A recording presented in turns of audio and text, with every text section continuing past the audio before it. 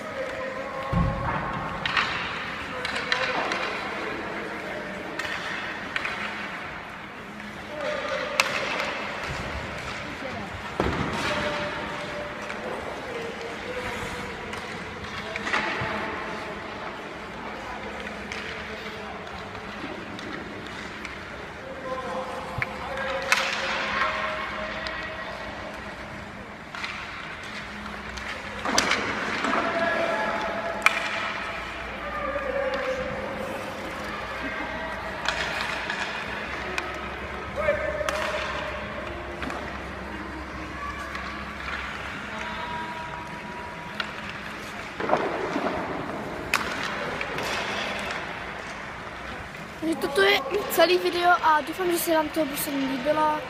V případě dejte komentář. Já si myslím, že on když chce, tak umí bruslit, ale teďka na tréninkách to prostě nejde. Takže se mějte a čau.